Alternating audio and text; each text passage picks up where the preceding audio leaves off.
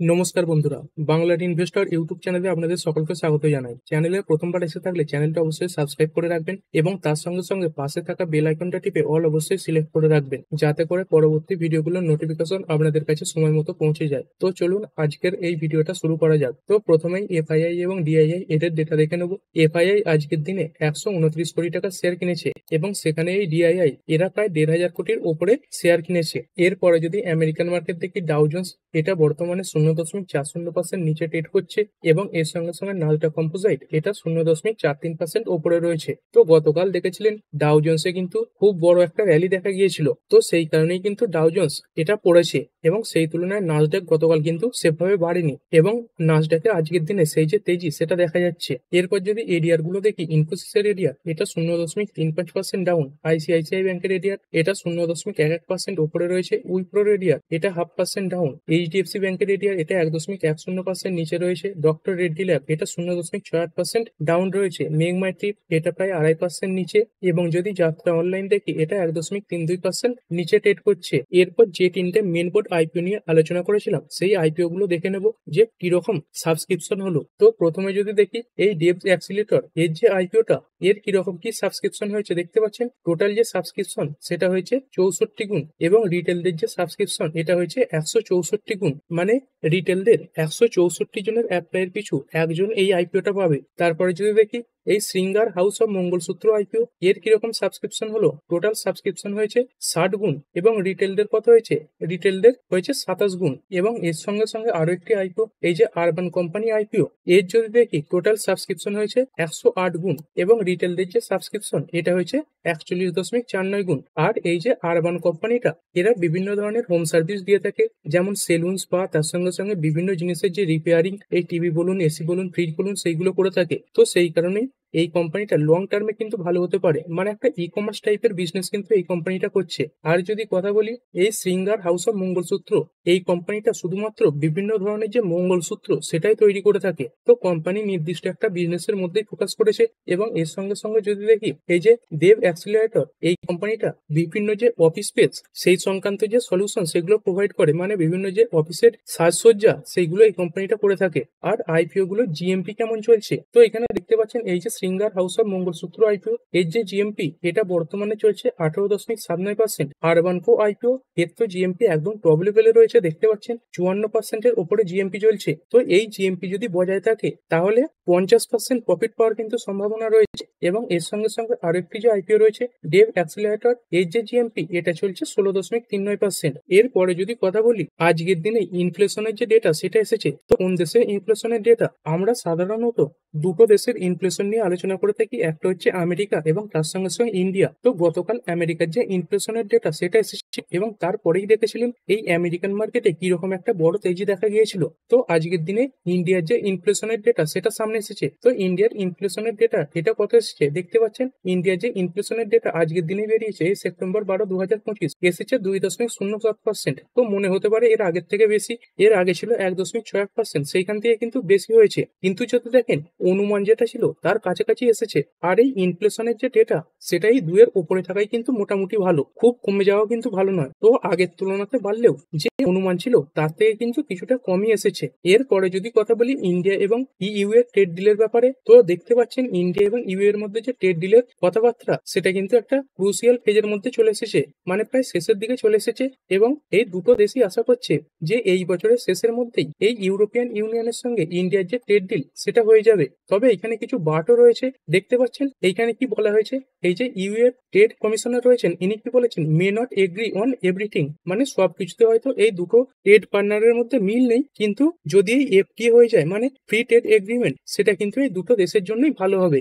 আর এরপরে কিছু কোম্পানি দেখে নেব, এই blue jet health care limited, এই কোম্পানির প্রমোটার তাদের কিছু শেয়ার বিক্রি করেছে।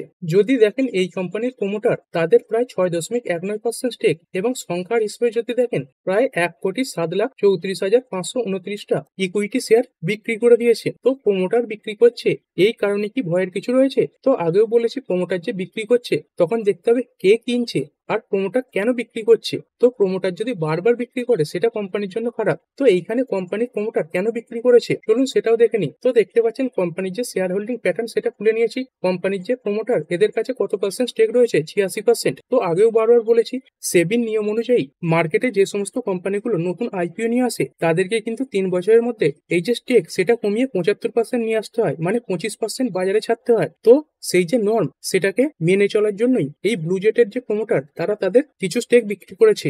এরপরে কোম্পানি এএসএম টেকনোলজিস লিমিটেড। তো এই কোম্পানির জন্য কি খবর আসছে, এই কোম্পানিটা তামিলনাড়ুতে 250 কোটি টাকা ইনভেস্টমেন্ট করতে চলেছে। তো কিসের জন্য ইনভেস্টমেন্ট করতে চলেছে দেখতে পাচ্ছেন, এক্সপ্যান্ড ইএসডিএম ডিজাইন লেড ম্যানুফ্যাকচারিং, মানে ইলেকট্রনিক সিস্টেম ডিজাইন এবং ম্যানুফ্যাকচার করে থাকবে। তো এই কারণে 250 কোটি টাকা ইনভেস্ট করতে চলেছে। এর পরের company Apollo hospital enterprises limited. এই কোম্পানিটা তার নিজেরই একটি সাবসিডিয়ারিতে 1254 কোটি টাকা ইনভেস্ট করে স্টেক কিনে নিয়েছে এবং এর সঙ্গে সঙ্গে এই কোম্পানিটা 573 কোটি টাকা এই যে অঙ্কোলজি সেন্টার এর জন্য খরচও করতে চলেছে।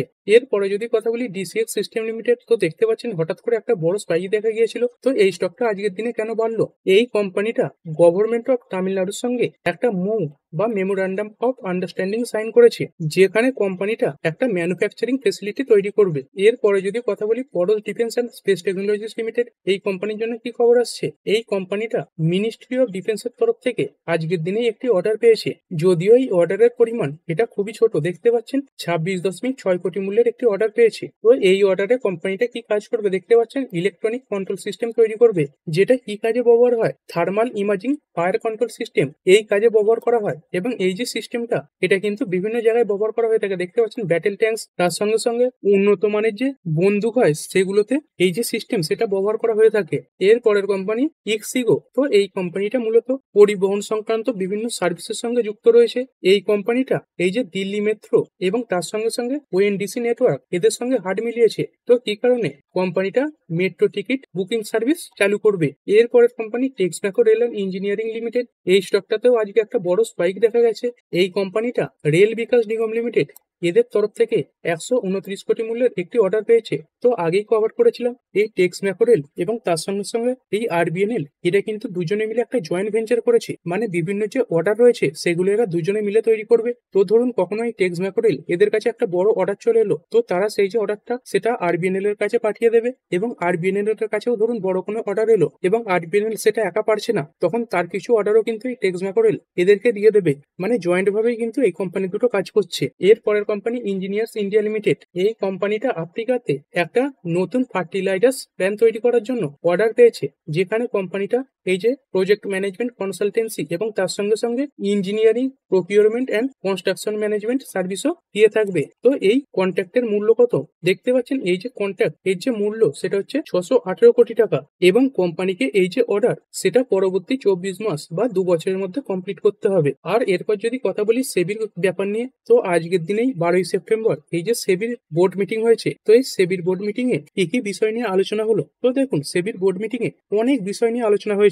তো যেগুলো মেন পয়েন্ট রয়েছে সেগুলো নিয়ে কথা বলবো। তো প্রথমেই যদি দেখেন এই আইপিওর ব্যাপারে সেবির তরফ থেকে নতুন কিছু নিয়ম এসেছে এবং যে নিয়মগুলো শেয়ার মার্কেটের জন্য ভালো এবং যে সমস্ত কোম্পানিগুলো আইপিও নিয়ে আসবে বা বাজারে নিয়ে এসেছে তাদের জন্য ভালো। তো দেখতে পাচ্ছেন সেবি যে নতুন নিয়ম এনেছে সেখানে কি হবে, allow large insurer to list with lower initial public floats. মানে আগে একটা নিয়ম ছিল যে কোনো আইপিও যখন বাজারে আসছে তার যে মার্কেট ক্যাপ সেই অনুযায়ী একটা বড় পার্সেন্টেজ মার্কেটে লিস্ট করতে হতো। তো এখন সেই যে পার্সেন্টেজ সেটা কিন্তু অনেকটাই কম হবে এবং তার সঙ্গে সঙ্গে এই যে 3 বছরের মধ্যে 25% মিনিমাম পাবলিক শেয়ার হোল্ডিং এই নিয়মটাকে মেনে চলতে হয়। তো সেই ব্যাপারেও এই সেবি কিছু ছাড় দিয়েছে এবং খুব বড় বড় সাইজের যে আইপিও গুলো আসবে, মানে যে সমস্ত কোম্পানিগুলোর মার্কেট ক্যাপাসিটি অনেক বড় তাদের জন্য এই যে সময়সীমা সেটা কিন্তু আরো বেশি বাড়ানো হয়েছে। দেখতে পাচ্ছেন 10 বছর পর্যন্ত সময়সীমা দেওয়া হয়েছে, মানে বড় বড় যে কোম্পানিগুলো মার্কেটে আইপিও নিয়ে আসবে তারাই 75% বা 25% মিনিমাম পাবলিক শেয়ার হোল্ডিং কোটা সেটার জন্য 10 বছর পর্যন্ত সময় পাবে।